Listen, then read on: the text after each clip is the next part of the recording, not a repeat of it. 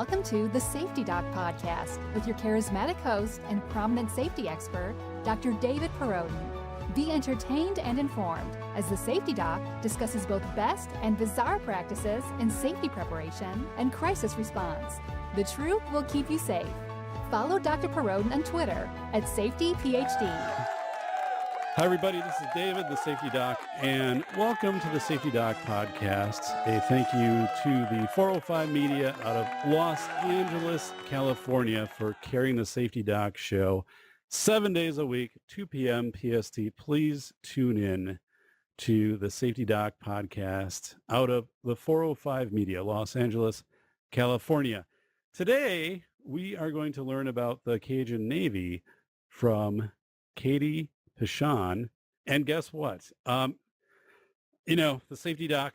I live safety. I've done safety, and I wasn't aware of the Cajun Navy until Hurricane Harvey hit, and then people were contacting me, asking for connections as far as how can I volunteer my services. I have a commercial drone, and by the way, I'm part of the Cajun Navy, and I did a little bit more research, discovered this outstanding organization that exists. It's a grassroots organization.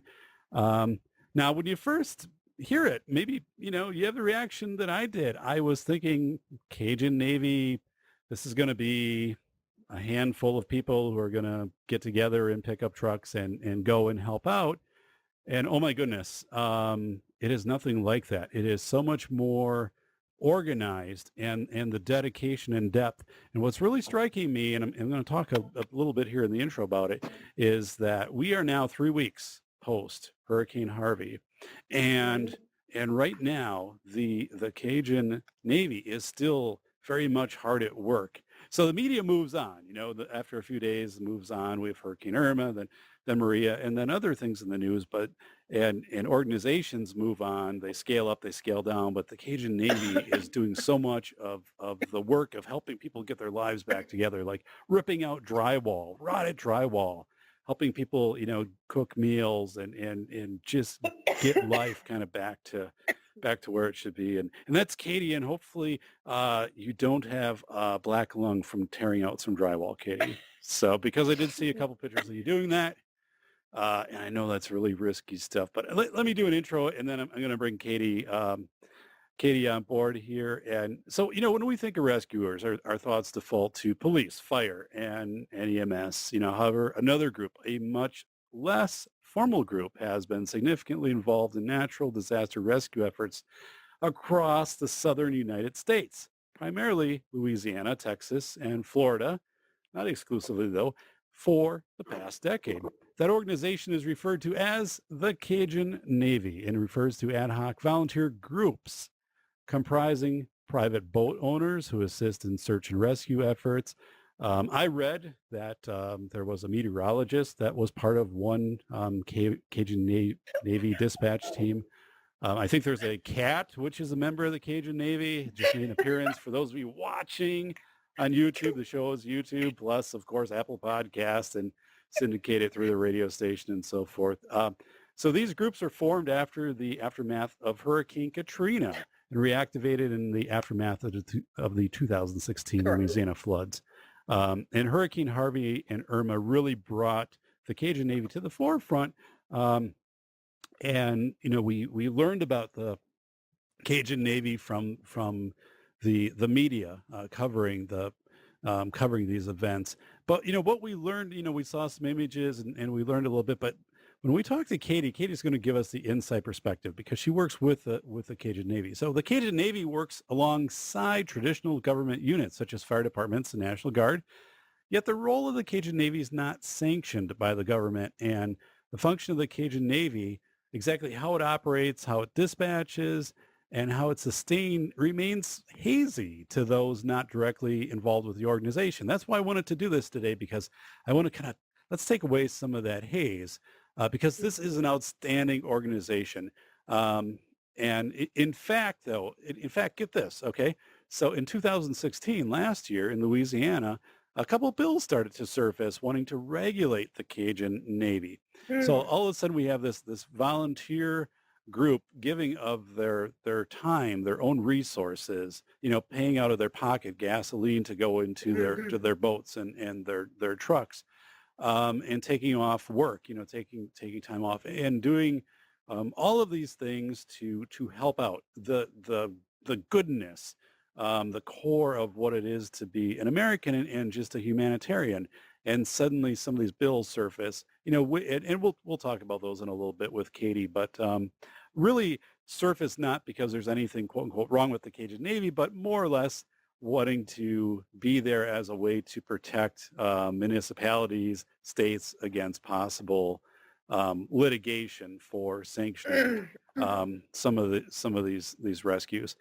I came out publicly during Hurricane Harvey and then later during Hurricane Irma, but did say I thought that was ludicrous to even suggest any type of regulation put on the Cajun Navy. I did, I was a volunteer firefighter years ago, and went through training and things like that, and there were some comparisons of similar types of trainings, and it's like, oh no. I mean, these are people with tacit knowledge and come together for very sporadic events. They're very well organized, and actually, I would say, and I made this argument, I think much more organized than FEMA, because the Cajun Navy has already adopted to social media and hashtag rescues, and I did a show about that.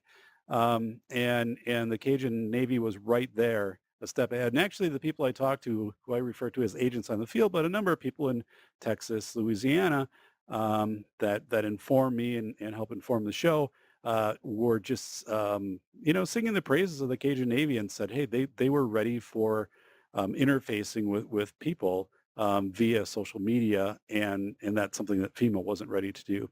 So the purpose, of the Safety Doc podcast is to remove the rhetoric or the media hype. So we hear the hype about everything and around topics, and what I do is, I bring the listeners, I bring you to the personal accounts of people involved in safety situations, so you can hear for yourself, and then you can make determinations. With that said, I publicly have supported the Cajun Navy, the efforts of the Cajun Navy, and I will publicly oppose any efforts to regulate the Cajun Navy. What we're going to hear about today with Katie, and how I will develop this later in a blog post, which will be available through safetyphd.com and also through the 405media.com. And I'm actually looking at, those of you who have been following the show know I have book contracts with Roman and Littlefield of either making this an exclusive book regarding the, talking about specifically hashtag rescues and focusing on the Cajun Navy, or including it in Lessons of Lower Manhattan, which will be coming out next year, Nice. because it is so significant. So it's an all hands on deck mentality. It makes America strong, capitalizes on the tacit knowledge we all have, the kindness, the grit of those giving of their time and talents and resources. I'm thankful today to have Katie on as a guest. Katie, people have heard enough about me. They don't want to hear about this guy anymore. This guy didn't do anything except sit behind his computer and kind of try to get people connected to resources, actually, which was really hard, because people would tell me, they would say, I got contacted a lot. I think I shared with you, I had like 400,000 Twitter impressions during like Harvey, and I was getting contacted nonstop through phone and email and that. And people were saying that the 911 stuff wasn't working and they didn't know who to contact. Yeah, and suddenly people realized, and I kind of, I thought this would happen, to go to social media, and the people that were responding on social media that were coming out and rescuing people were in large part members of the Cajun Navy. So first of all, Katie, thank you so much. And I want to share, Katie's days are amazingly busy, because she is still in the midst of giving of her time and resources to the Cajun Navy, and to helping people get back, on their feet, and some, semblance of what is normal again. So Katie, you're a board member of Cajun Navy Relief. Just tell us about yourself, what you do, how you got involved with the Cajun Navy. So I am currently a single mother of 2 girls. I am in a relationship. And this time last year, well, maybe more in the beginning of August, I'd seen a Facebook post about some forklifts needed for the Bushheimer water coming in.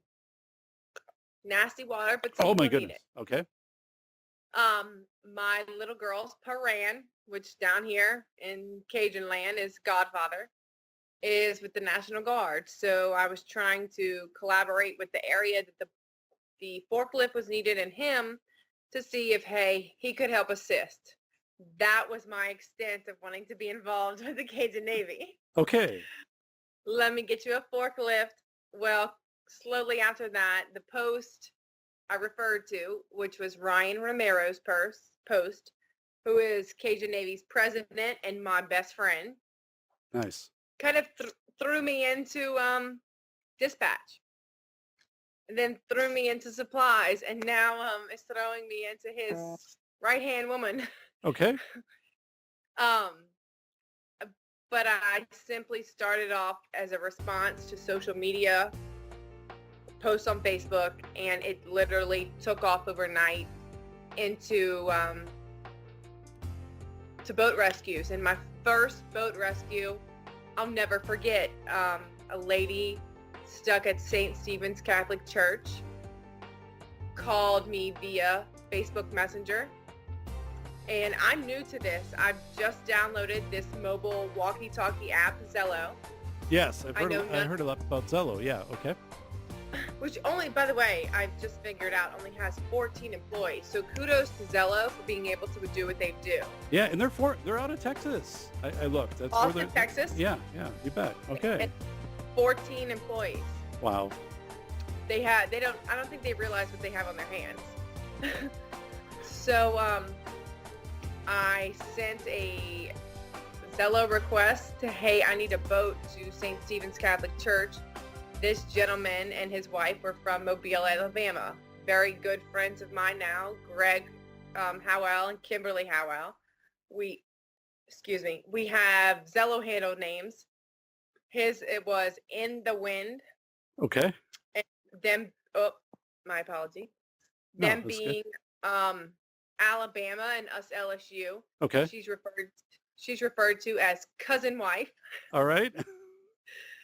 So that was my first rescue, and to hear the immediate need from a lady saying we're stranded by water, and me, I've got a boater who's, okay, tell me where I need to go. The feeling of making the point of contact and the boots on the ground get to where they need to be, I can't even explain to you to get that 10-4 that the boat has met with the victim. Amazing. So give me again, where was this at? Where did this happen? St. Stephen's Catholic Church, I believe, and I could be wrong, I believe is in Laplace. Okay, so we're talking. This was last year in Louisiana. Last year in Louisiana during the floods. Okay, so that was kind of your induction into this, and oh my goodness, so you've really have accomplished a tremendous amount in 1 year in the organization. Okay, so 2 weeks. So this person contacts you, and did they say, hey, I tried Kathy, to call 911 and it didn't work, or what happened? correct. Okay. And that was actually that was something that happened in Harvey, and I can tell you all the details on this particular call. I'm hearing my dispatch come back and tell me there's an elderly man and a woman who are now in their truck. They've left their home, but they're across the street in their truck. The gentleman has been without oxygen since 8:30 a.m. Oh my goodness. The last phone conversation that they had with family was at 5:30 p.m. Their cell phones are no longer, operating. They're dead. So this was in Orange, Texas. I called Orange Sheriff's Department, who in then turn puts me in contact with their Acadian. And in a nutshell, I've got his name. I can't remember it off the top of my head, but he says to me, I need you to send a boat. I said, that's amazing. Am I being punked here? Right. He said, no, I cannot get to them. This gentleman, in turn, And we handled their situation, got them taken care of. The next day, now I'm not speaking to him over an app on the phone. I'm speaking to him through his dispatch 911 radio. Right. Contacts me via Zello and says, Miss Pechon, this is so-and-so. I need you to send a boat. I'm with Acadian. And I'm like, look, I don't have time for this. I've got boats in the water. Am I being punked? He said, no, ma'am. I heard you call in last night for blah, blah, blah. And I said, okay, what's the problem? He said, I am again stranded. I've got my bus sitting here. I can see the victims. I need a boat to go get them to bring them to our ambulance. Okay. Wow. So you are now taking on a whole different animal when you've got Acadian and EMS responders Yes. telling you to send a boat. Yeah, that's amazing because my research was it was mixed. I mean, sometimes that municipalities would welcome the Cajun Navy in, and other times they would say, no, we don't want you here. But in this case, it sounds like definitely they were saying, hey, like, we know we don't have the capacity to handle this. And that was something I saw right away in Houston. I'm kind of analyzing this. And I'm like, they can never scale up to match this. They're going to have to interface with anybody that they can. Texas was open arms. Wow. All the way to local law, FEMA, Yeah. which we had some trouble with in Louisiana. And I hate to say this, but there's something that we call red tape. And I'm sure you can refer. Yeah. Yeah. I shared with you, I was contacted by drone operators. I had just done a show with a commercial drone operator where we focused, it was in August, early August. We focused on search and rescue. He's a commercial drone operator. So part of the show, we went out and we actually simulated a search and rescue with his high-end drones. It's amazing. Yeah, he's amazing. I can get you his contact information. And that show then was showing up in searches by drone operators, commercial drone operators. And there's a difference in that because a hobbyist, if you just buy one at Costco or something like that, there's certain things you can do with it. But if you're a commercial drone operator, you have permissions and some training, but permissions to fly at certain altitudes and be paid for your services and things like that. But we went through and did this production. It was a 2-part series, which was extremely popular. But people are finding this because it was current. They were contacting me and they were saying, Dave, can you help us because we are commercial drone operators in wherever, Texas, and we want to volunteer in Houston, but we don't know who to call, or we've gotten through to a couple numbers. And that was another thing. The numbers kept changing. That's why I believe like the Cajun Navy handled, with Zello, and it's amazing with 14 employees. And we look at, the budget of FEMA plus I do some coordination with the company that provides instant management for the NFL, for example, which is they're extremely efficient.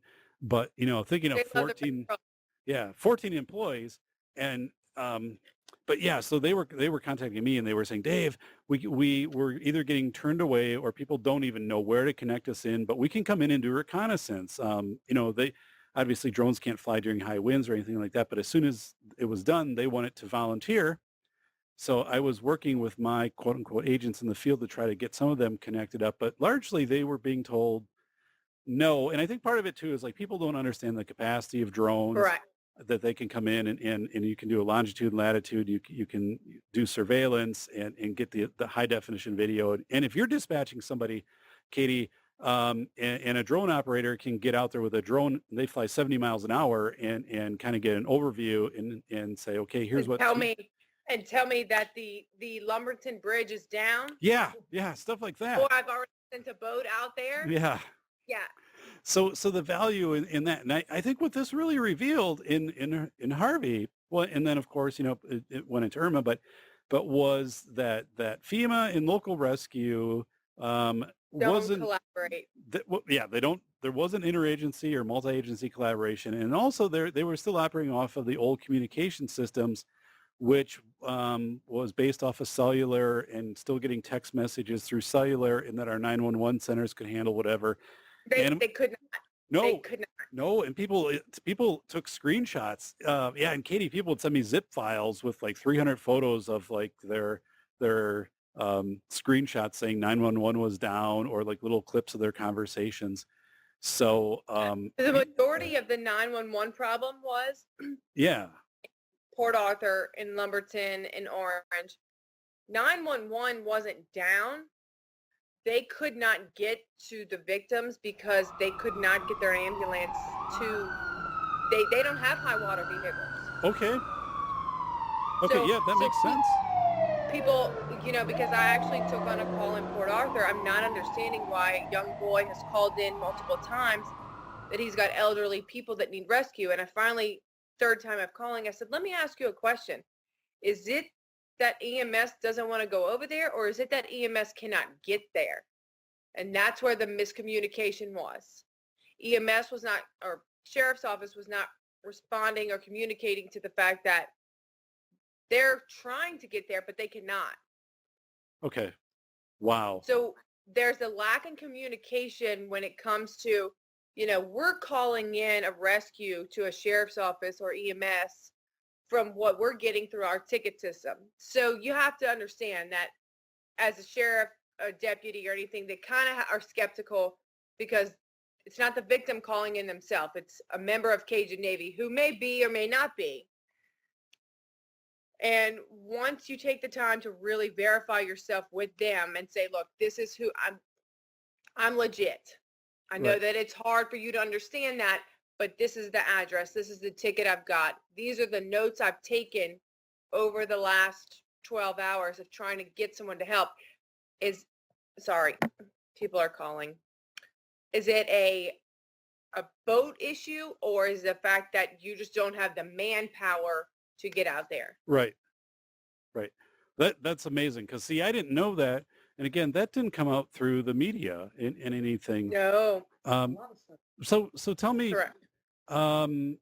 Katie, uh, who makes up the Cajun Navy? Because you're talking about people that you're dispatching and things, but in your, I mean, who is this? Are these, your everyday, neighbors, or Yep. is okay, maybe, and tell me maybe some of the unique folks of like, this person's a member of the Cajun Navy, and you would never think it.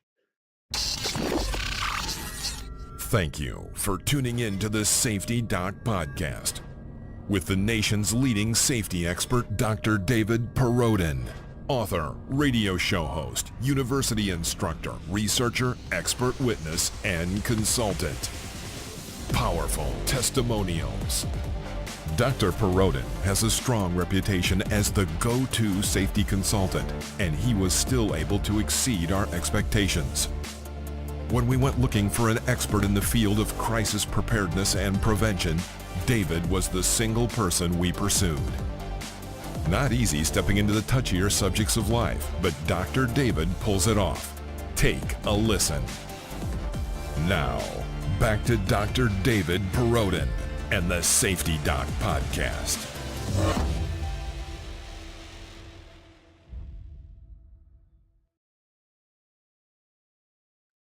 So, I guess I'll start with our last year's crew that stuck around, and then the people that came in this year, because the people that came in to play this year that are solid core members now, I've got Coast Guard now. Okay. I've got military, and the reason I can say that is I went from running flatbeds last year with supplies to running R-44s and Blackhawks. So I know that's very hard to wrap your head around. yeah, but so that's amazing. So your interface with military, and we're talking millions of dollars of military equipment, when the Cajun Navy is not government funded or anything like that, and they're interfacing, you're helping them connect up with millions of dollars of equipment, of transferring of goods and people and things like that. So again, a story that just isn't told. there's a story behind one, particular rescue that I want to make sure I cover because it works with Blackhawks and local law enforcement. But Okay. as far as, our members, you've got myself, who is a single mom. couple other, and most of the ladies, we stay behind the scenes until the water has receded. Okay. There's no need for us to get in the boat. Gary Davis, who is a Corps member, he is a towboat captain. All right. He knows waters like the back of his hands. Yes. Ryan Romero, who's the president and my best friend, he's an airboat guy. So he's going to be able to get where your typical outboard motor boat can't. Okay. Yeah. Yeah. Because they would only have a few inches of draft. Yeah. Okay. Gotcha. And he can deploy wherever he lands pretty much. You've got volunteer firefighters. You've got law enforcement who is actually on, one of our guys, Nathan Roan. He's with Orleans Sheriff's Office. He's a key ball player.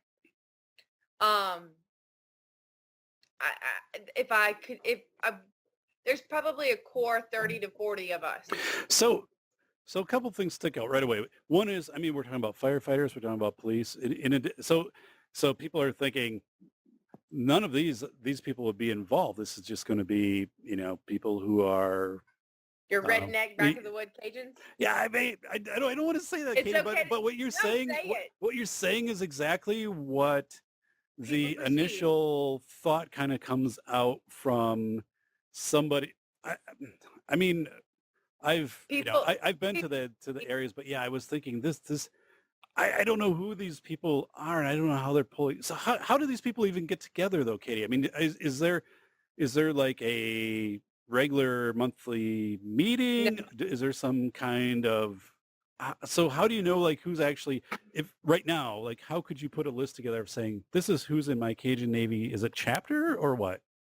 Well, if I look back at last year compared to this year, we all formed complete strangers.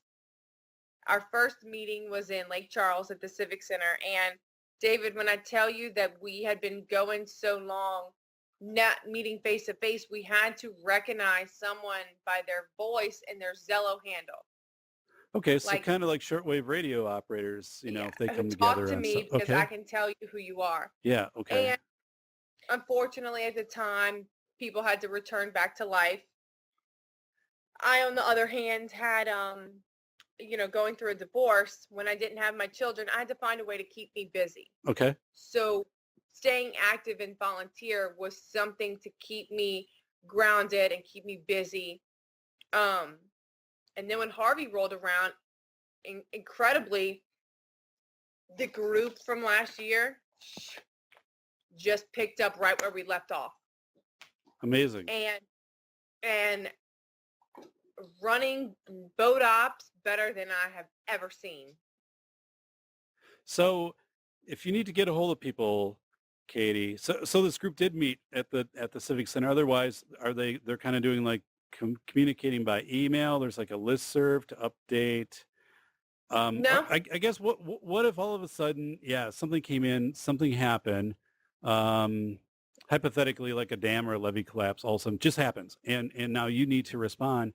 How do you activate those people, or how do those people activate?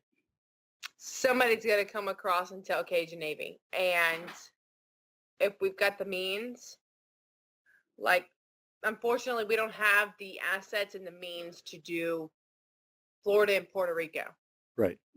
We're stretched so thin. Right now, because this year has kind of just blown up. So we're still forming. We've had over 7,000 plus people send requests in to volunteer. And at that time, we make them sign NDAs, vet them, run criminal background. Oh, okay. Wow. And this wasn't in play last year because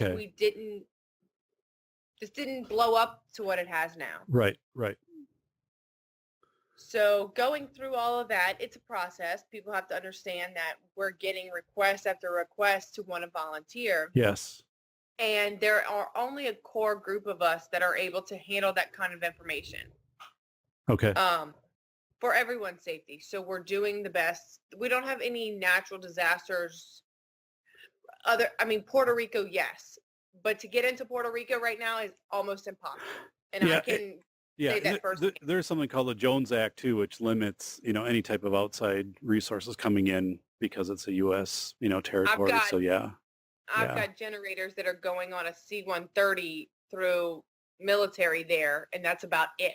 That's amazing. No, it really is, because I mean, there's so much that has been stalled in Jacksonville because of again, this Jones Act specifically, because it is a U.S. territory. So what you've accomplished is amazing. Correct.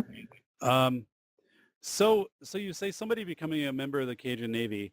I interviewed about a year ago. It was a lady who had a search and rescue dog, and she would say that sometimes there might be, let's say, a missing person, and her team responded. But she said there were also like people who would just hear this on the airwaves and self-dispatch and say, yeah, like I'm part of whatever, and they were actually part of nothing. So how do you work with that? Because I think that's where it comes in, where people start to question, like, is this person authentically part of the Cajun Navy, or are they someone who just is now wanting to go through this without the vetting process? So how did you run into that at all? And Yes. if so, how did you navigate that? So there's multiple groups that are doing that. Okay. Of course, I don't want to throw anyone's name under the bus or organization, but our group is the group that originated during Katrina back in 2005. Yes. Yep. So as far as, are you with the right Cajun Navy? That's your decision. We have since then had to change our name from Cajun Navy to Cajun Navy Relief. Okay. Because during the time of our rescue efforts last year, people were blindsiding us to brand that name, to grab that name as quick as they could, because they knew where this was going to go. Right. So while we currently have a branding legal team on board now, Okay. people will be receiving cease and desist. Sure. We are officially purchasing the rights to the Cajun Navy name. Okay. And it would be nice if that all these organizations who want to be Cajun Navy could collaborate at the end of the day with us. Right. Unfortunately, you and I think people's heart are in the right place. They're here for one thing and one thing only, but they're not. Right. And just to make it clear to anyone listening out there, it's not just Cajun Navy. I mean, people can show up saying, like, I'm part of a fire department from somewhere, or I'm part of a National Guard member, or I was in whatever. So yeah, this happens throughout all agencies. Yeah. I had a guy, Jeff Neoball. He is from Tennessee. Okay. Jeff sent us 50 airboats to go to Port Arthur, and I ran about 35 boats of his guys that were known as Bowfish guys, all outboard modes. Yes. To me, they are members of Cajun Navy. They might not have been a core member that was involved last year, but they came forward. They got into our dispatch system. They took tickets, and they did the rescues. They had the means, and they followed through. So in what you're saying, completely aligns with my beliefs, again, as a researcher in military healthcare, school-related emergency response, that there needs to be this level of discretion with people such as you in your position, to say, listen, they have the resources. I'm going to do this vetting.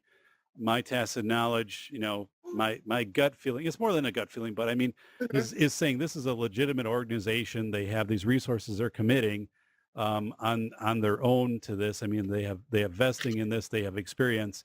And what you've underscored several times so far in our conversation, which I'm going to bring up because it's been casually noted, and I want to point it out to people, is so many of us have tacit knowledge, or we know how to respond in an emergency, and especially if we are operating with others who, for example, they have worked with boats for all of their life, and we can take command under them. If anything happened in my neighborhood, I know that, if a tornado hit, now thankfully that season's I think, done for us, although it's supposed to be like 85 here again next week, which is weird for Oh, this God. time in Wisconsin. Um, but but yeah, if something like that happened, I mean, people would come out and they would kind of assemble and do some Right. cursory. Nothing to the depth of, this commitment of resources, but it is amazing of I, I guess how do you make sure there's not overlap, Katie? How did this happen? You talked about, so what, the 50 boats being hmm volunteered, and now we're talking to these people aren't getting paid. I mean, they're not getting No, any money for this. They're putting the gas in the zero. boats. They're taking the risk on the boats and the equipment, which again is so admirable. I mean, we talk about American spirit and the goodness of people, but what do we focus on? Or what gets focused on in the news. And even when I was asked by one of the major news organizations to give input to this during Hurricane Harvey, this was not the focus at all. It was very specific on some technical aspects, which had very little to do with like what was really going on. I mean, I'm like, hey, you need to. Can we talk about the Cajun Navy? I don't know a lot about the Cajun Navy, Lack but of I can. sleep, Yeah, the lack of time that you spend with the family, your loved ones. it is a commit. The It is a love for others. it Absolutely. is. You love thy Absolutely. neighbor. And and the fact you're using discretion, and that comes up time and time again in military research. David Klein, it was back in the 1980s, was saying the best thing we can do in military situations which are developing, and this, I'm not saying this is a military situation, but the research was saying let people use their professional discretion and let them use their tacit knowledge, which you're doing. Your organization is doing. So you talk about tickets. Can you help people understand you're taking? I guess one of the things I'm trying to understand is I know during Harvey, I was up till like probably 3, 4 in the morning, trying to help people. Yeah, I wasn't, very effective Which night? because, Which night were you up at? well, I mean, I'm down. Yeah, my studio doesn't have a window down here, so yeah, it's time. It's like inside of what the Cheyenne Mountain Complex. It's time. The time doesn't exist down here. The days start running together.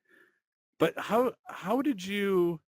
Um, I guess, were you directing people how to hashtag? Were you giving some instructions on people like how to hashtag, or did that just organically develop from people, So or no? Okay. basically, because and we're trying to slowly, have fans follow over onto our like page, because when this Cajun Navy Relief group was created on Facebook, the original people who created it during Katrina created it, and it became a closed group. Once you hit 5,000 fans of a closed group, you can't change anything. So Okay. in contact with Facebook to see if we can fix that. But what we're trying to do is divert all of those 50,000 group members into our likes page. But in the meantime, boat requests or boat rescues were sent via Facebook Messenger to us. And I'm talking 300 or 400 at a time. So you say to you, they were sent through Facebook to Facebook, or Our Facebook to messenger. Zello, or how No, did? our messenger. So your Facebook Messenger. So And so who's we all had on to it? take, Because you're probably getting, Katie, you're getting probably 10, 15 a minute. Who's monitoring all of that? me, Gary Davis, just a couple core, and Gary and I would be like, I can't keep up. Pechon, no, I can't keep up. So we got a ticket system. And this was the first, because last year was a much different animal than this year. Right. So we Right. got the ticket system, and at the time, I did not have the time to get into it. It looked like gibberish. I said, I can't deal with this right now. I'm dispatching boats. A couple, 2 weeks into boat rescues, we were contacted. Christopher Woolley, who is our IT director, and Lori Woods from Noggin contacts us. We have since then been donated Okay. a very large dollar amount system that the Red Cross uses. Okay. State of the art. I will be able to monitor all social media accounts, Twitter, Instagram, and Facebook, through this system. And then can send a dispatch ticket. So It's got a link on our website. You need a boat rescue. You click right here, Okay. CajunNavyRelief.com. Gotcha. Cajun. Okay. You can submit a boat rescue, which is then going to come into our system. I no longer have to get over Zello in a private channel because we don't share comms over an open channel Right. for our guy safety and a flood victim safety. Okay. Yeah. We have a private channel that will do that, but I can now send an SMS from this Noggin system to my boaters. Here's the address. Here's the number of victims. Right. This is the situation. Right. I can go Okay. ahead. Oh, okay. And just for those listening, so an SMS basically is a text message, and Right. in right now, cellular systems are pretty robust during even the most severe storms. And the last thing to fail on a cellular system is an SMS message. So you can SMS during typically the most severe storms. It's when you take up high bandwidth, like audio, or where you're sending video. But SMS is text, and again, that's days. And Oh, just so the kicker to that is a very dear friend of mine, Tammy McLean, who was my next door neighbor, works with Verizon. yeah. Verizon has in turn offered Cajun Navy a one-of-a-kind deal to where if we have to go out, we can have a balloon, and I am IT challenged by all means. Have a balloon dropped with our guys. So when there is no cellular service in Lumberton Right. or Orange County, Right. our guys with Verizon phones that they've been given to our guys will be able to have cell service to communicate back with us. Okay. Okay. Yeah, I've read some of that technology emerging to create these mobile hotspots during disasters, and that's only going to get to be more robust. That's amazing. And the fact that, again, what you just said, Verizon coming and partnering with you, a donation of equipment, and people don't understand this too. Like after 2001, the September 11th attacks in 2001, there was supposed to be funding put in place. It was passed through Congress for a national communication system, which would be all fire, EMS, county, everybody communicating.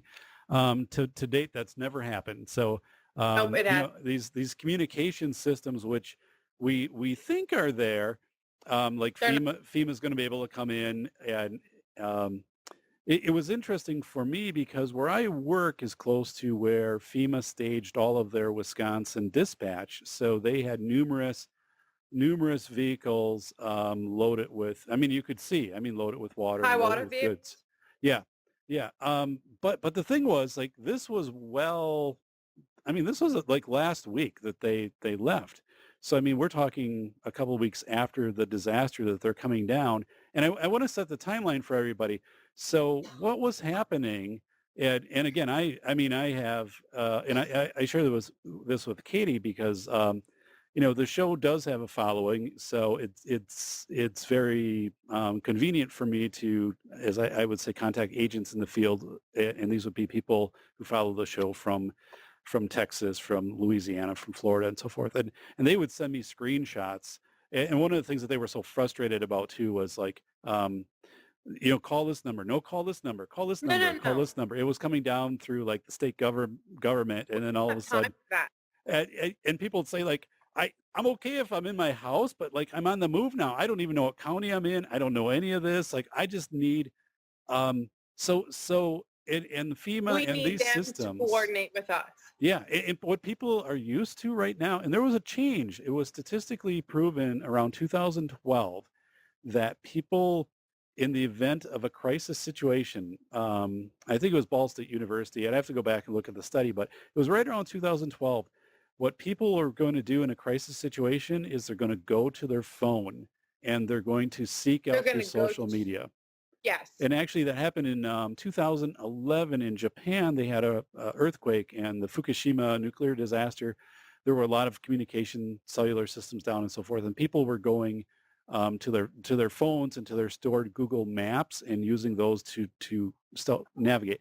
And what people don't remember, or people don't know, and the Cajun Navy can function too, because GPS for all of us, like we have our Garmin's or whatever, but GPS pings to satellites and GPS downloads to your device, so that's there no matter what. So when you go out, your GPS unit is pinging to satellite, even if cellular is not available, or even if it's pitch dark or something like that. So Right. just to give people a context, but so let me ask you this: did you have any friction with like fire or EMS or police saying, "Whoa, you responded to that. We just sent somebody out to that," or "That's kind of our area," or "We want you to notify us every time you conduct a rescue," or was there? How did you?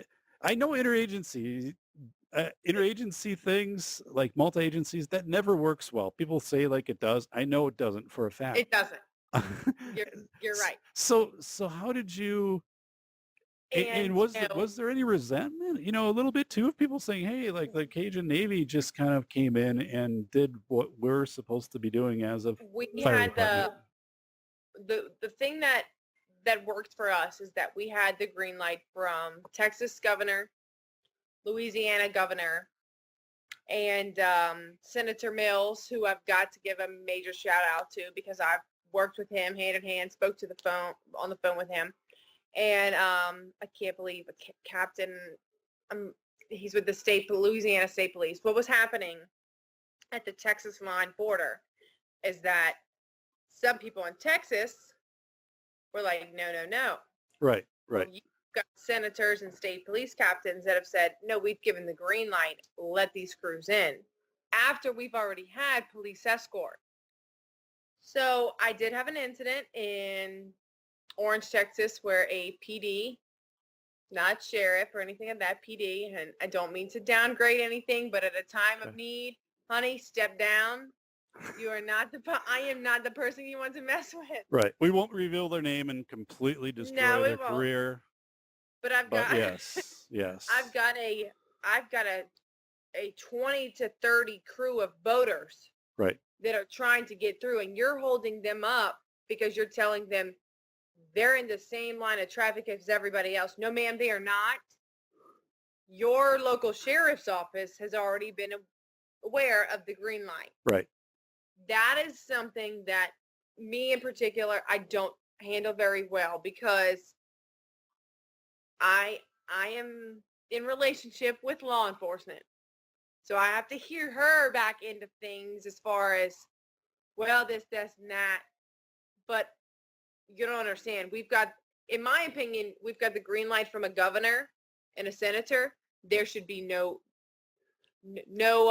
yeah, absolutely. So how did you navigate that? How did you tactfully or not tactfully, or just come in and say, "Listen, you need to call your superiors," and whatever? I had a dispatcher who is Coast Guard. Okay. And I cannot reveal names. Right. But she pulled her Coast Guard card. She made a phone call and said what she had to say as far as wording, and our guys were through right then and there. Yeah. Wow. And it sucks that you have to take that and put, her position and her occupation online, because I understand all law enforcement is exhausted. All government agencies are exhausted. Right. But when you know that there are still people in need of rescue, and these guys are standing there with 7, 8, 10 trucks of boats. Right.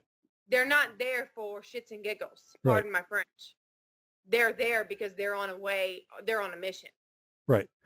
Yeah, absolutely. And that's where we talked about, that tacit knowledge. When you talked about the 50 boats being 50 volunteered, there needs to be that discretion in the moment that somebody says, I can obviously see this in front of my own 2 eyes. I know the situation, and I'm going to vet this and go through. And I've always gone, back to the premise of, and I serve as an expert legal witness in different cases too across the country, but it really comes down to a question, and I reinforce this with different responders. If you're acting in the best interest of what you choose to be identify as either yourself or the population in that instant, the context and situation, which you can never replicate, But if you're acting in the best interest, legal cases vindicate almost to 100% any They did. situation like that. So that's where I brought. I studied 60 legal cases that all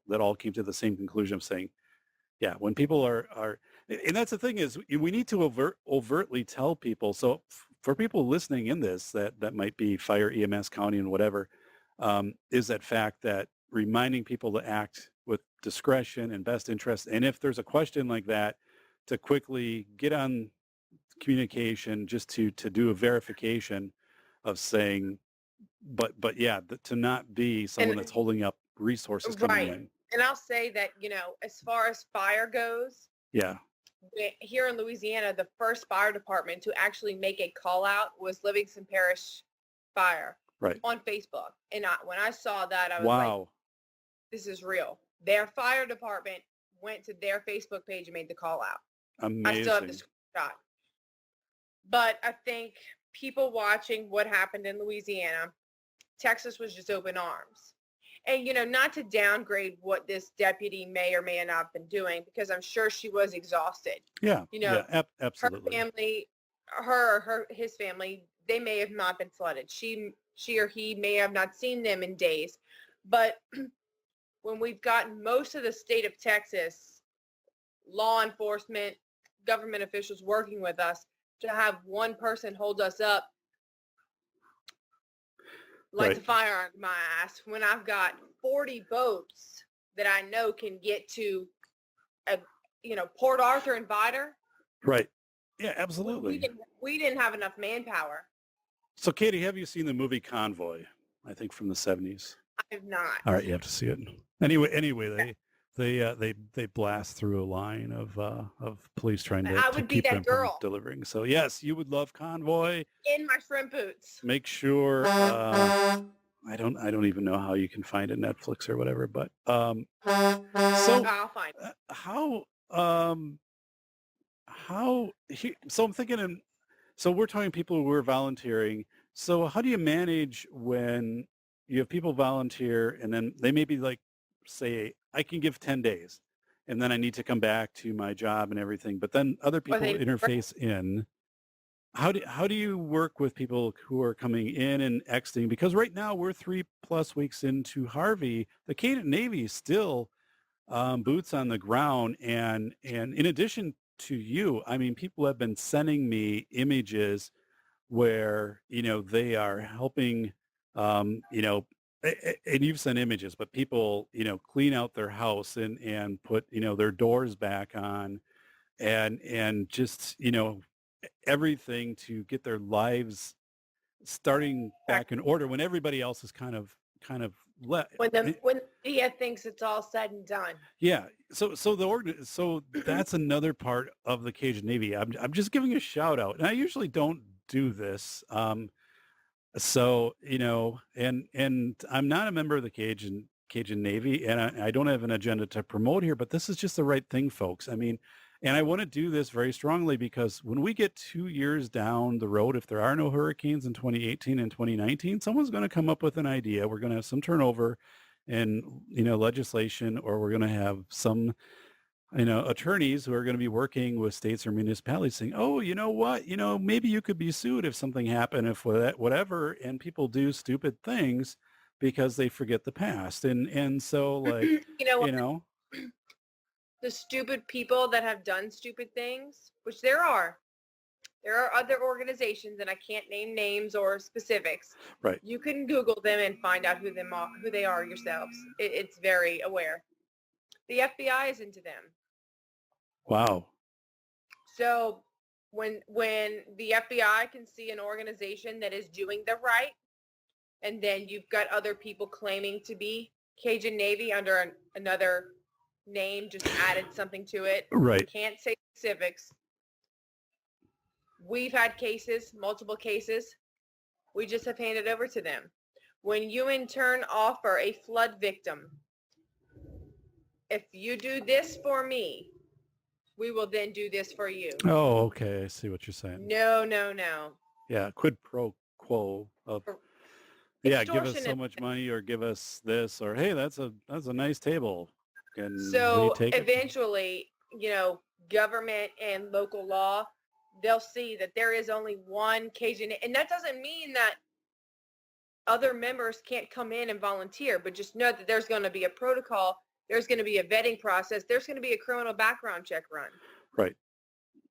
So that when we've made contact with officials that we want to work hand in hand with, when we go to them for a next storm, they're not going, well, we had problems with this organization saying that y'all were them, or, no, we don't need that.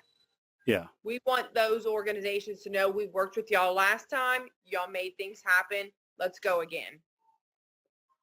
So when you were working with Harvey, in what capacity were you working to support the efforts in Hurricane Harvey? What capacity was I working at? Full speed? Like were you? I mean, you were at your house, or did you relocate closer to? I couldn't. No, I couldn't even go to the grocery store Okay. because I would have Zello on, and people would be like, "Oh, are you Cajun Navy?" And I'm like, "Nope, goodbye." Wow. Because and you hate to do that, but you get caught up in a 45-minute conversation, and it's not that I don't want to talk to these people at the grocery store, but Right. at the time, I'm dispatching a Black Hawk or a boat. I know, like when we've communicated, It's been tough. yeah, because and this is an an evening recording that we're doing, and we've been able to exchange some information so to make it as efficient, because when this is done, frankly, I know you're going back to work with this, and I would say what you're doing right now is work that is public relations, definitely for the Cajun Navy, Correct. and very important. Um, so so with Harvey, then you're working and really focusing in on the hashtag Facebook message, anything through Twitter for, people coming in. I was made aware of the power of Twitter a couple of years ago through my business that I run. And I just felt like there were so many misconceptions of things that took place during Harvey that I needed to start doing some damage control at night. And the last 2 weeks, I've been able to kind of lay low in the evenings. So I just put the hashtag Cajun Navy in. Yes. That's kind of how I found you. Okay. Well, that has just taken off. And I've always said the power of social media, people have no idea about. Some of our crew, they don't get it. I get it because of I built a business off of social media. But finding someone like yourself and finding, Dr. Torres from LSU, that's huge. Yeah, I I appreciate the time you've made and everything that you've provided to me. Appreciate that, Katie. well, and reaching out to you late at night like I did, of course there's I'm like, oh my God, somebody's talking about regulating the Cajun Navy again. Yeah. For those, I mean, this is an interesting story. So I posted a link to a story that was about regulating the Cajun Navy. It was from 2016, and Katie made a post countering of saying not a good idea and all and the points behind that very, very appropriate. And then I connected up a follow-up message to her saying, yeah, just that my position is fully to not regulate the Navy. I'm just posting this Right. article to make people aware that this, that quickly got forgotten, but that was just a year ago where people were trying to do that. Right. And I wanted to make people aware of, hey, like, make sure that you are aware that this, what's Right. happening now, this is tremendous. This is outstanding. This is also what could have not happened if you would have regulated. So a couple of things. One is how do you think the media portrayed the Cajun Navy, or has it evolved since the disasters? I mean, what do you like about it? What don't you like? What are your members telling you? Like, oh my goodness, I can't believe they came down and this is what they said afterwards, or like, thank goodness they came down and like this is totally different than what it was before. What's happening? Well, The media, as far as outreaches like me and you, Yes. are doing the good. When you can look at a media outlet and Donald Trump has come in and met with the wrong Cajun Navy, Okay. I didn't know that. Okay. um, it's good and it's not good in a sense. R- That's why we've got a legal Right. team now because of the way that things have grown. People are misinformed.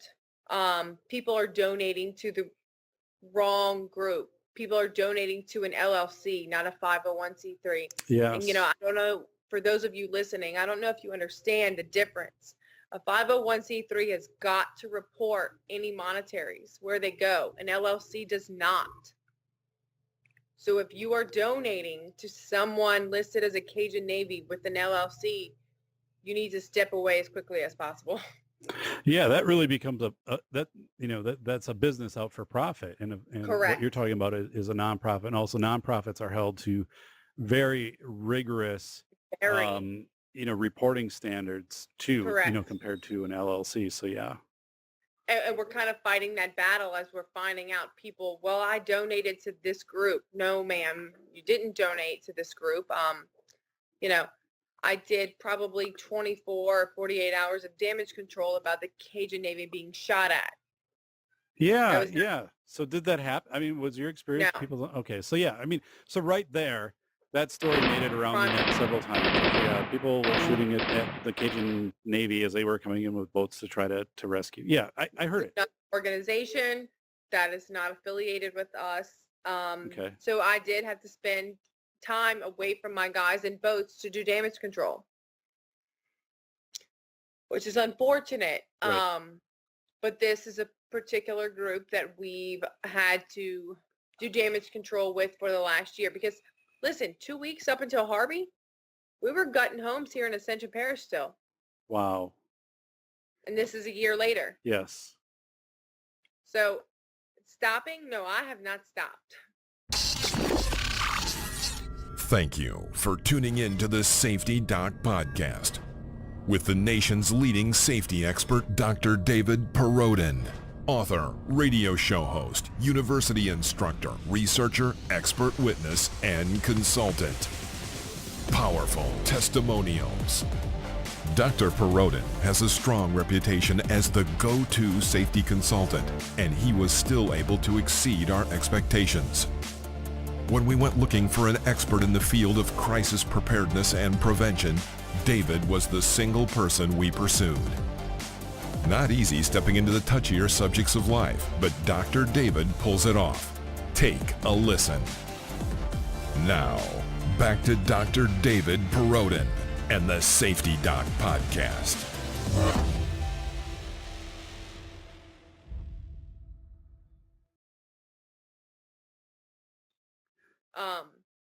So But this, when, yeah, it's amazing. I mean, what you just talked about. So you're talking about people who literally, for maybe 40, 50 weeks have been putting in, a couple days a week or, stretches of hours when it's become available to them to help mhm. people. So that is part, and I've said it again, I might say it several times throughout here, but I want to underscore this, is there are, we talk about agencies, and I just know this with the Red Cross. This isn't a negative or a positive for the Red Cross. The Red Cross is a scalable organization, meaning the Red Cross is designed to come in, scale up rapidly, and then scale down rapidly. Right. And my experiences with FEMA, again, and this is from a heavy research perspective of coming in, for example, what we see then of rescue supplies coming in. A lot of those are they're coming in and, hey, after the Cajun Navy has already been there for like 2-3 FEMA, weeks. FEMA has unfortunately gotten a bad rap Okay. because of the Red Cross. Wow. Okay. And I think that if FEMA, again, I don't know if this is possible, but FEMA distancing themselves and pulling away from the Red Cross would be in their best interest. I was involved once in a community that was flooded, and FEMA came in and took over two schools. One was a high school and one was an elementary school. And I worked for that district at the time as an administrator, Mhm. and I'll never forget. And this was FEMA. This wasn't Red Cross, but when FEMA came in, um, of opening up the facilities and putting potable water, Uh-huh. and I'll always remember I was given a special ID badge so I could get in and out, but Yeah. they posted armed guards around the buildings, Yes. and the reason that they told me, they said it wasn't so much to um, you know protect anything, but it was that people come in sometimes so desperate because they've lost everything They do. that They do. they come in, and actually, and in that experience I watched FEMA be very professional with people, and getting down. I remember one lady I was watching, and she was talking about like her washer and dryer were destroyed and Gone. things like that, so they like wrote it down on a thing, and the inventory of it was very professional.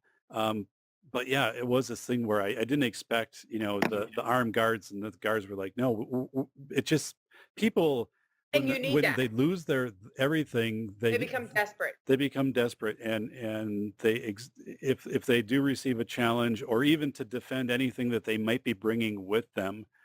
So they said there's a big misconception there. It's just put any of us in that position. Like if all of a sudden, yeah, you had your bare possessions, you're just trying to protect your family and things like that. Correct. And See, again, FEMA is yeah, 100% right. They yeah, are. yeah, and he was saying we never felt threatened. No one came in here and stuff, but this is why we're here, is really to help people. Um, And we yeah, actually, we've kind of operated the same, in the same mindset as FEMA, as we have set up certain distribution centers. We don't make those publicly known or okay, supplies. okay, We don't allow anyone to just go get supplies, because it puts, one, our guys that are boots on the ground in right. safety, and the flood victims in safety. So I mean, wow. I mean, Kate, this is amazing. This is what people don't know, again, of how did you identify where to put a site and how to get people and how to make sure, like, okay, we can give you this, but oh, I have a feeling like you've just asked for something that's going to fill up the entire back of your extended pickup truck, and that Right, we can't do that for you. right. Okay, so So we've learned a lot about the Cajun Navy from Katie, and stories from Cajun Navy members, which she's shared. Um, so I guess I'm left with a question right now of regulation.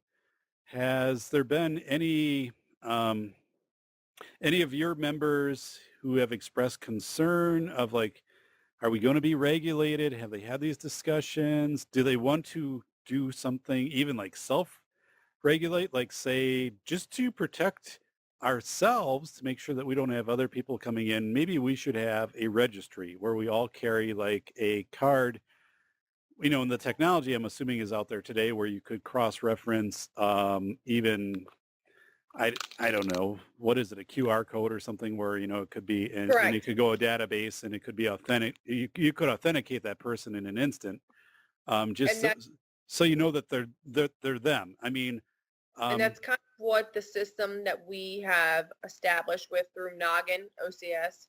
okay, and I don't know what Noggin is, so It's the same system the Red Cross actually operates on. all right, so I'll Um, look it up, and I'll link it out. So Noggin, I'll okay, send you our link as well. okay. So Um, do you see members of do you envision that members are going to maybe like have a card or yes, something, so then, because I for the see, office. okay, good, because yeah, because that Billy was one non-guessing. thing when people would ask me about this, and again when some of the national news media would ask me, I said, it's probably a good idea to identify who the people are, just so you know Correct. where they're at, and in any in making sure when you're staging and dispatching that it makes sense, because these people are coming from this location. Well, it makes more sense for travel distance to put them here than here. But I Correct. said, beyond that, like, then I've read a lot of the stuff of like, well, let's do where they have to go in and get their boat like checked out by whatever and get a sticker on the side of it. I'm like, well, that's a bad idea. Don't do it. And then the other part is like, let's do a mandatory training, like 15 or 20 hours. And they'd have to go through instant command. And I'm like, well, instant command is useless in all of these things. And what you've just described is modern day instant command. Katie, you are living it. You are the model. And actually, I'm completely serious about this. When I write, I mean, and I get, I get paid to write. I mean, when I write, this is what it's about. I mean, you're right there at what is happening right now through what I would call hashtag communications and instant command system. And we're not there yet through any of the US systems because they were never properly funded. So even the best efforts like FEMA and when I was with I was watching the work of Governor Scott out of Florida and then also the Miami-Dade mayor, who I forget, but they were trying, like they did a much better job in figuring out how they would try to interface with social media, but it quickly like fell apart Failed. because yeah, they're not ready. But this is where it's at, and the reality is there's this thing called transference dynamic, and transference dynamic basically is an argument I put forward and had some substantial researchers behind me. But when back in 2001, September 11, 2001, there were 500,000 people rescued from Lower Manhattan, Battery Park, in 9 hours. And it was mostly tugboat captains, about 38%, and then some sightseeing and some Coast Guard, but mostly tugboat captains.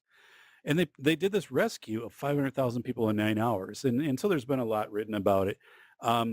But, no one really, I think, understood why that happened. And I came forward and said, I think it happened because of this thing called the transference dynamic.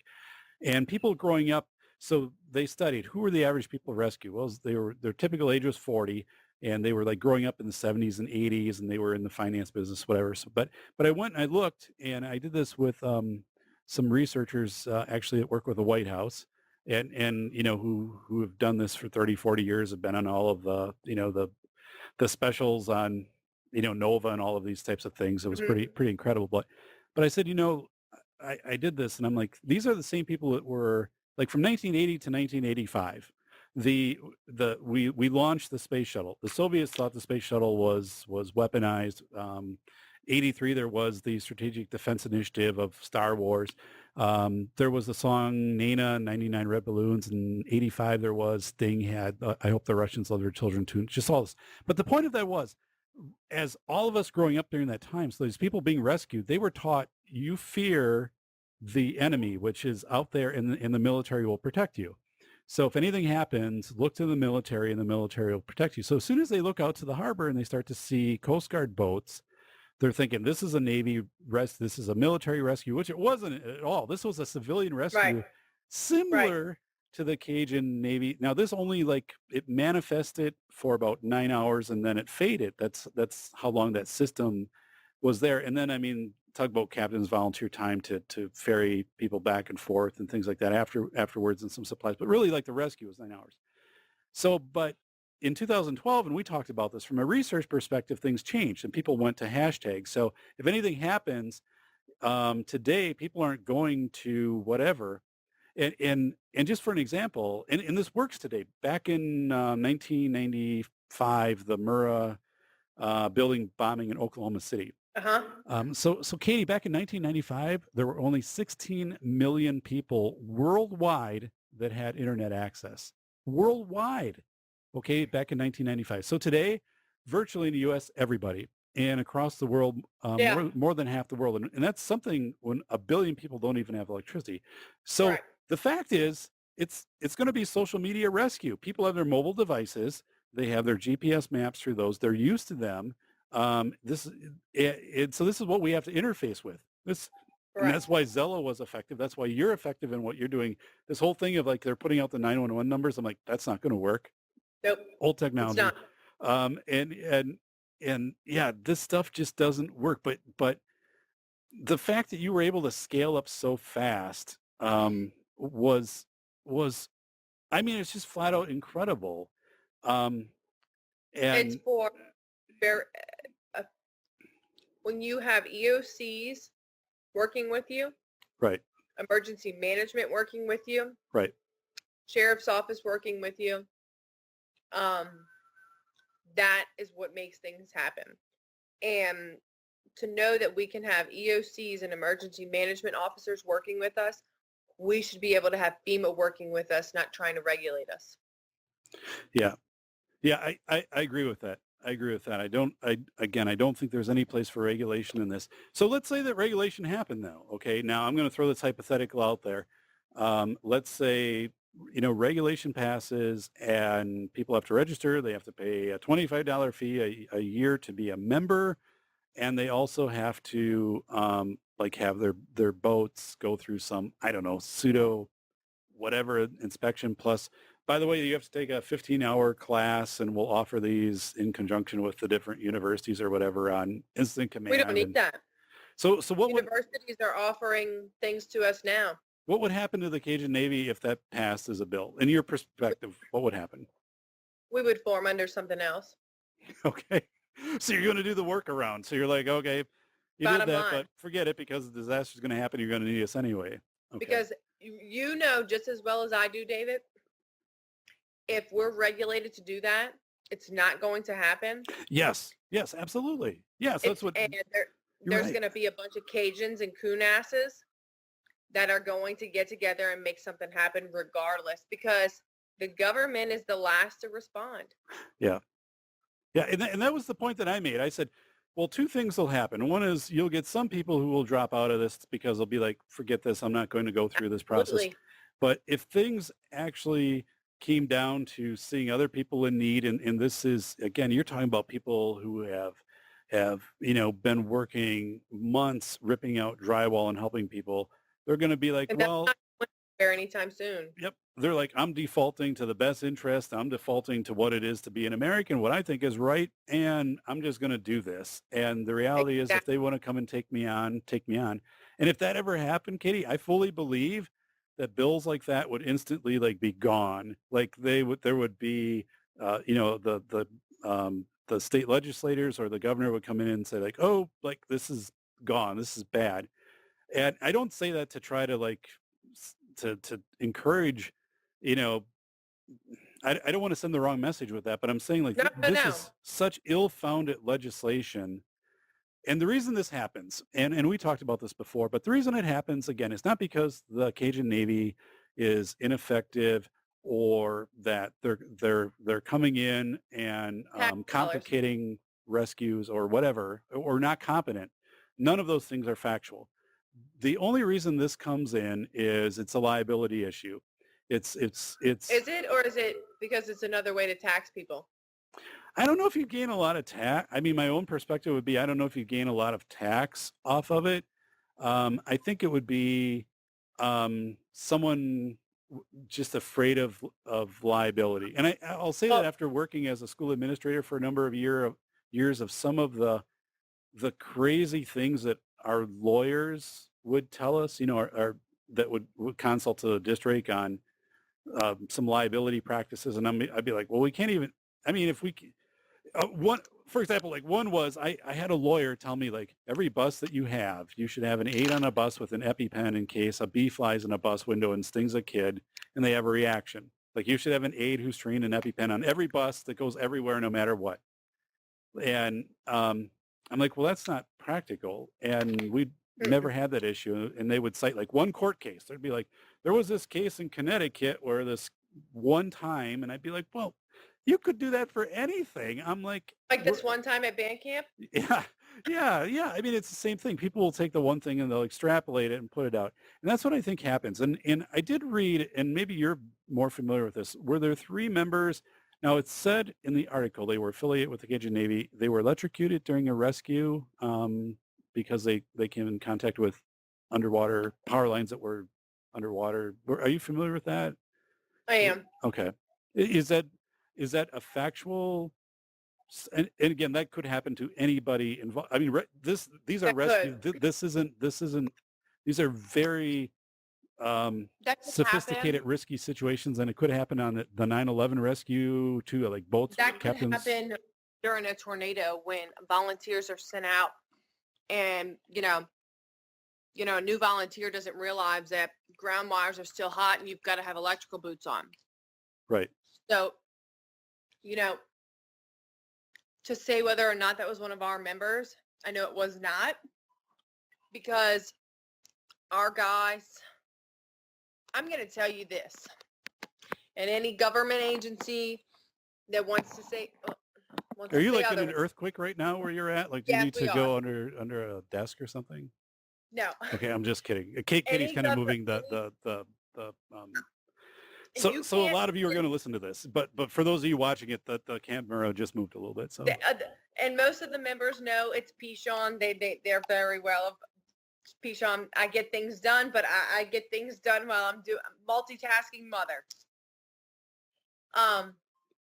You can't tell me that National Guard, police from outside sources, Red Cross, FEMA can know waterways and ways to maneuver better than some of these Cajuns. Yeah, absolutely. Because you're talking too about flatboats coming in. So you don't have rudders underneath. Buggies. Right. When you've got a 5-ton high water vehicle from the military that can't get through and they want to jump in an airboat with you, at that point, anybody is acceptable to stepping on a hot wire. Right. That's why we halt boat rescues as soon as dark sets in. So I can say that as far as our members go, we were not out doing rescues at that time. Yes. Just like, we're hearing Cajun Navy is in Florida. Cajun Navy is not in Florida. Right. And I didn't know that. I didn't until you just said it right now. I didn't know. It's cease and desist letters being sent to people claiming to be us. Okay. So that when somebody looks at the Cajun Navy and sees these people know what they're doing, those stories about the being shot at or someone being electrocuted, that's not the legit organization. Okay. And damage control is being done as best, I can do as PR goes. Right. It's going to happen. But just like we learned in Louisiana, there were a whole lot of things we learned in Harvey. So like what? What did you learn that a year from now you would do differently? I can tell you that I never in a million years thought I would go from running flatbeds to Blackhawks and helicopters. Never. And that's pretty big for this little Louisiana girl who's sitting behind a computer to say, I need somebody to get me NICU formula that was needed 3 days ago to 28 different drops. Oh, okay, here, we've got a helicopter and a Blackhawk. Well, what? So who told you what the capacity like of a Blackhawk and the helicopters? I mean, who gave you that information saying they can do this? Who told you that? Chaz Jackson, one of our dispatchers. Okay. He is incredible. He's a 3-time war vet. Okay, yeah.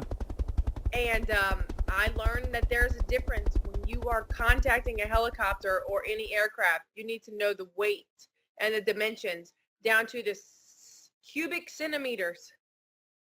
That makes a very big difference as far as what that aircraft can hold.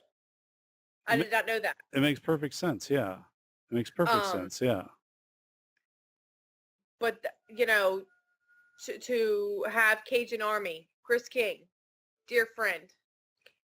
Chris King is part of the demo work. They, people don't have flood insurance. They set up, requests for home guts and they go in. And that is one of the most rewarding things anyone can ever do is go gut a home. So you just said Cajun Army. So we have Cajun Navy. So we have Cajun Army. Are there other branch? I mean, I've seen both hashtagged out. So are there different branches or? There's 3 of us and we all coordinate and work together. Okay. Cajun Navy Relief, Cajun Army, Cajun Special Forces, which is Skip Coltrane. Which is what? Kip is more of the rebuilding.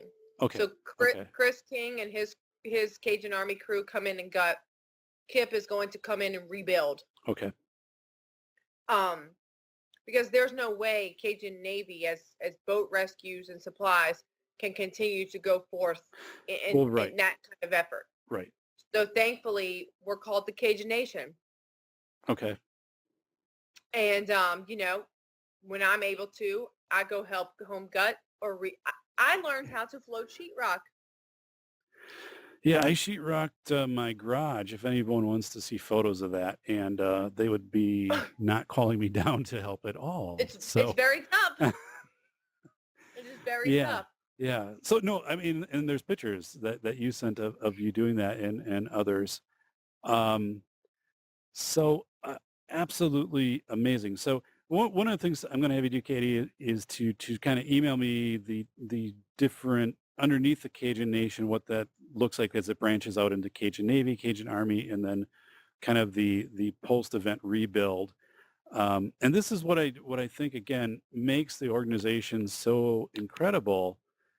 And it's almost, I mean, contacting you, I did my research beforehand on the Cajun Navy somewhat. Did you Google me? I didn't. No, I didn't Google you. I don't want, right. Like, I don't want to know too much about my guests, or like, oh, like, okay. But no, I mean, I knew, I brought up your hashtag. I could see some of your posts and understood, that you had followed through. But even the stuff that came up on Cajun Navy, a lot of it, the media jumped on because it became kind of a popular thing that people wanted to know about. So and I'm trained, through being an expert witness and just, with my thing where I can be, this is rhetoric. Like, this is just like bent for this one thing, or like, this is actually like an authentic story. And it's telling, one piece of whatever, but nothing holistic. And actually what we're talking about right now, I mean, to be honest, I don't think there's anything out there that matches the discussion that we've had, to this point. And that is something, as people learn more, and again, you said it, and I hate to agree with it, but you said, is it a bunch of Cajun quote unquote hicks? And I'm like, oh, but like, honestly, that was my first thought. I mean, I just didn't know. And here there's nothing wrong with that, though, because let me tell you what, this group of backwoods Cajun coonasses is one hell of a family. Yeah, and I was down in Alabama, and Tennessee back in March and stuff, and I mean, people treated me great and everything. So I mean, I don't want to give, but I didn't know, and no one was telling the story. I mean, so. But how many people do you know, David, that you can work with a year ago in some type of effort like this, and when something flies off the handle, the same group of people pull together? Yeah, I don't. And actually, and this is important. You bring this up, and I talk about this, for example, when I work with districts, and I had a meeting with a CEO of a company that I consult with. He flew into Madison from California a couple nights ago, and we met. And active shooter drills, for example, this is completely tangential to what we're kind of talking about. The assumption that you can have an active shooter drill with fire, EMS, and police, and then a week later there is an authentic event, like that same group responds, and I'm like, whoa, no way! Like, it's an all call, it's different people, they haven't trained and stuff, right? And it doesn't work, and actually I don't like those models anyway of trying to come up with a linear script. I've spoken a lot, so people that follow me and follow my research and things know, like, I talk a lot about nonlinear and chaotic situations.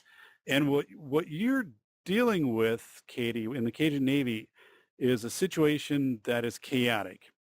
Mm-hmm. You come in when it's chaotic. Eventually it gets to be what's called a Taurus, or like the people who right now you've worked with for 3 weeks or for 30 weeks and helping getting their homes kind of built.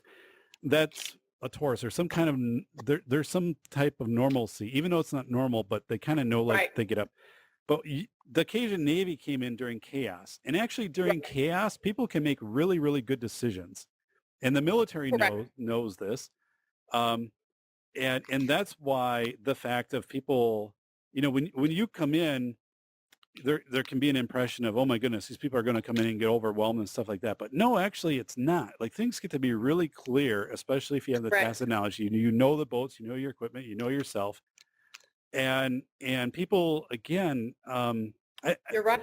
I don't know if they underestimate themselves or they're just conditioned to underestimate themselves of what they can do as a group.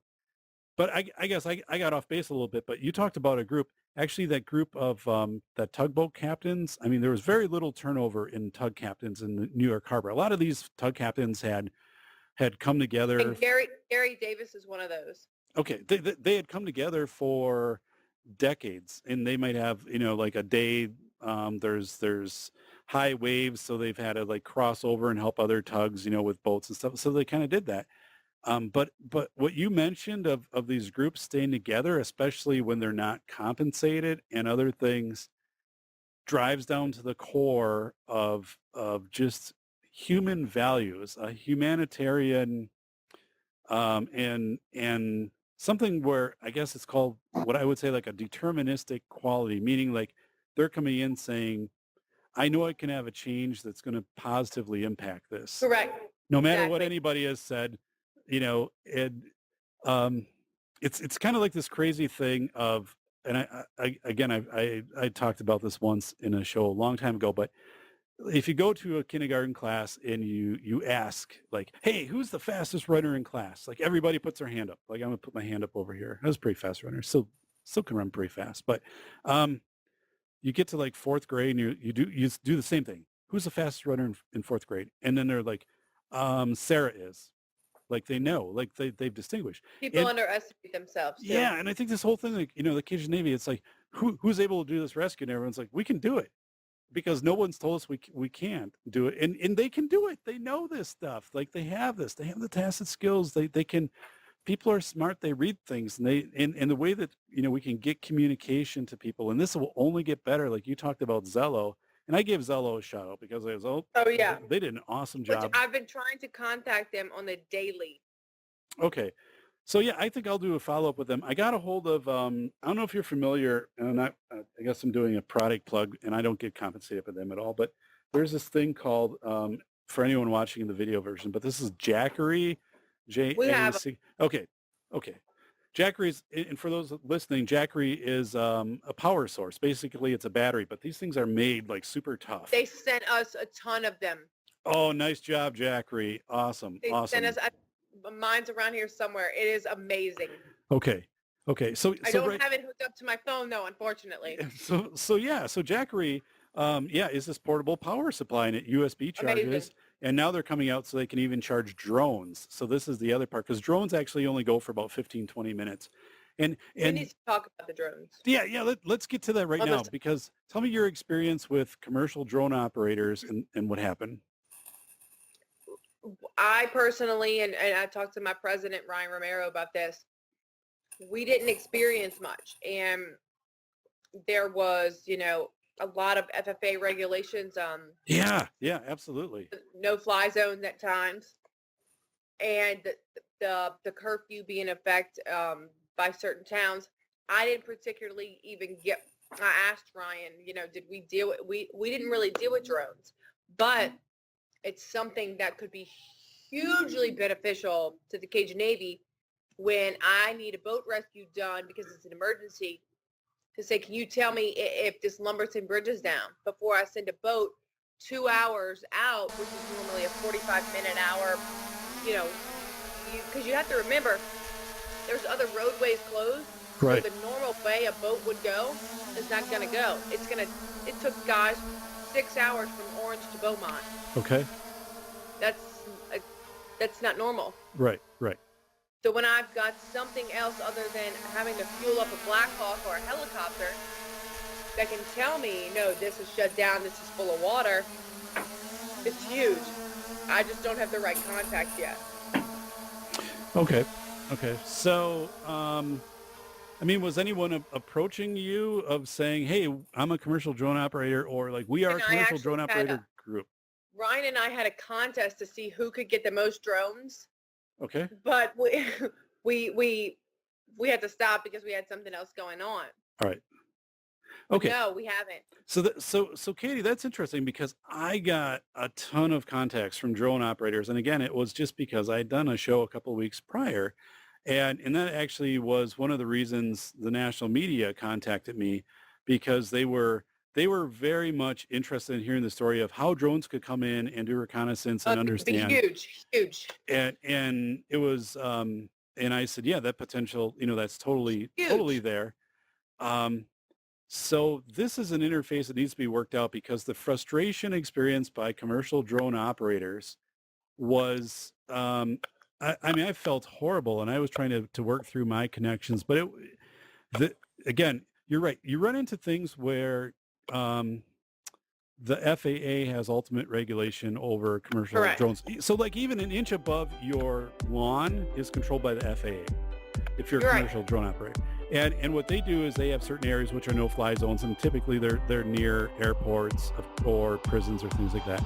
But in these cases, they need to jump in and they need to say, listen, you're a commercial, and they're licensed. I mean, commercial drone operators, I mean, they need to say, listen, come in and interface. And here, you're the one that they need to interface with. They need to interface with you because, as you said, come out and make sure that the path is clear, or if there's debris, or if there's an easier way of saying, hey, look at it,